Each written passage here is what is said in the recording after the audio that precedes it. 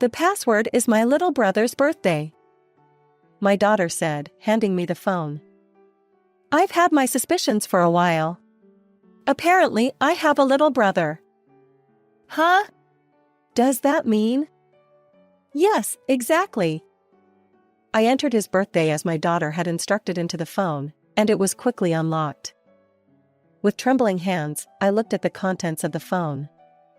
Wait, what is this? As I scrolled through the phone screen, I felt my heart racing.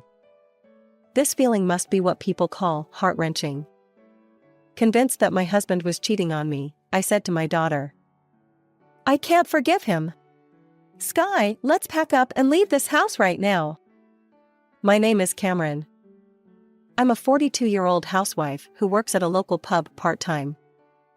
I live with my husband, Malcolm, who is the same age as me, and our 17-year-old daughter, Sky. I used to work at a company, and Malcolm and I were colleagues. We got married after only 1 year of dating, so it happened really quickly. However, I had no hesitation. Malcolm and I shared the same values, and I was deeply attracted to his gentle nature. Shortly after we got married, I became pregnant and left my job. Surrounded by a kind, family-oriented husband and a lovely daughter, my life was nothing short of happiness. And I continued to be a full-time homemaker for a while, but I started a part-time job 3 years ago. The reason was because the performance of my husband's company had deteriorated.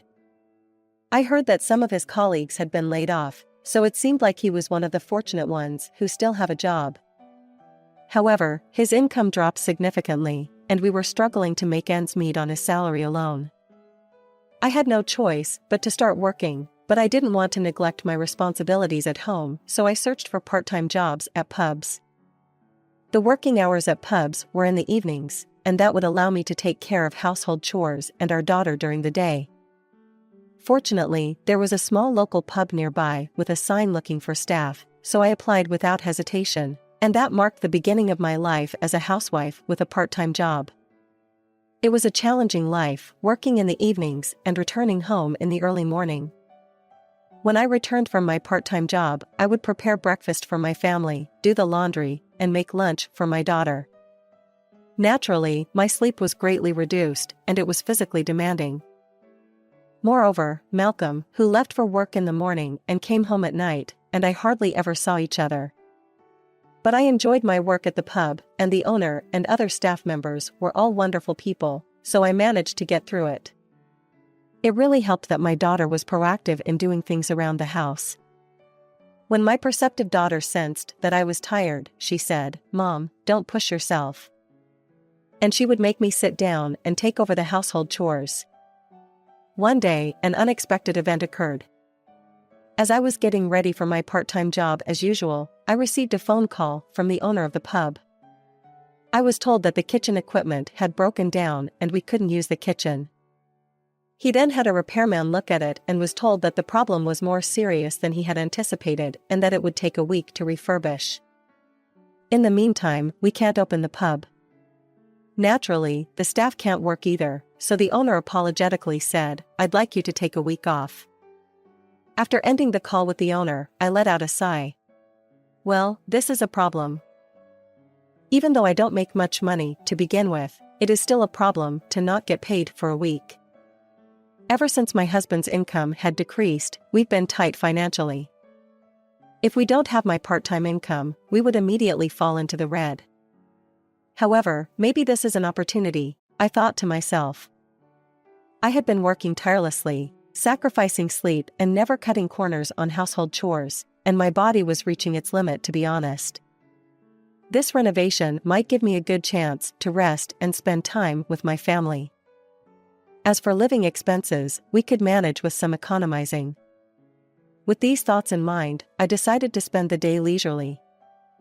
I had already prepared dinner, thinking I would be going to work. I sat on the couch in the living room and started watching a drama I had recorded with my daughter, who had just returned from school. My husband came home in the evening. "Wait! Cameron, you're home!" My husband, who's come to the living room, exclaimed in surprise. Yes, I got a call from the owner, and it seems there's trouble with the equipments in the pub. They're doing renovation work, so I have a 1 week off. I explained the situation to my husband. He responded with a non-committal, He looked somewhat disgruntled, apparently not happy that I am taking time off work. Despite sensing my husband's unease, I spoke cheerfully. We'll be fine even if I take a week off. We can manage the living expenses. Besides, we can have a dinner together for the first time in a long time. I'll prepare it quickly, so please wait. Then, I got up from the couch, put on an apron, and headed to the kitchen. I turned on the stove to warm up the food in the pot. However, "Sorry, I don't need dinner tonight," my husband said and hurriedly left the living room. What? I was surprised and followed him with my eyes. My husband went into his room, closed the door, and even locked it. Then I heard some rustling sounds of some sort of work being done. What in the world was going on with my husband? I was baffled. I was looking forward to having a relaxing talk with my husband for the first time in a long time, but he locked himself in his room. About 10 minutes later, my husband came out of his room. "Hey, what's going on with you?" I yelled at the sight of my husband's strange appearance.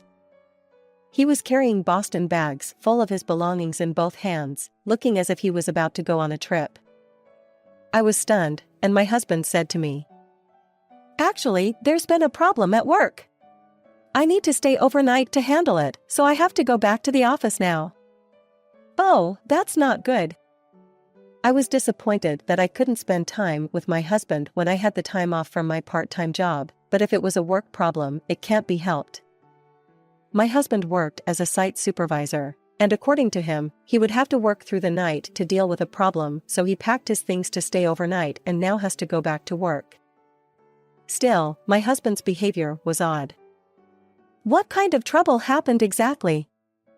I asked my husband, who was about to go back to the office, but he replied vaguely, "Well, it's a bit of this and that." He didn't give me a clear answer. I became worried, so I asked more. "This and that? Are you okay? Is it very serious?" Even then, my husband only replied vaguely, "Yeah, it's probably a bit serious." As my husband hurried toward the door, I had a bad feeling, so I grabbed his arm and asked, "You'll be back by tomorrow evening, right?" He hesitated and said, "Maybe not tomorrow." "What? It's going to take that long?" "Sorry, I might not be able to return for a few days." With that, my husband left with his luggage. Left behind at home, I was filled with indescribable anxiety. This might be the first time I had ever felt like this since marrying my husband. This is how my long break began in his absence. 1 week later. The renovation work at the pub was completed without a hitch, and starting from that very evening, I was back to work.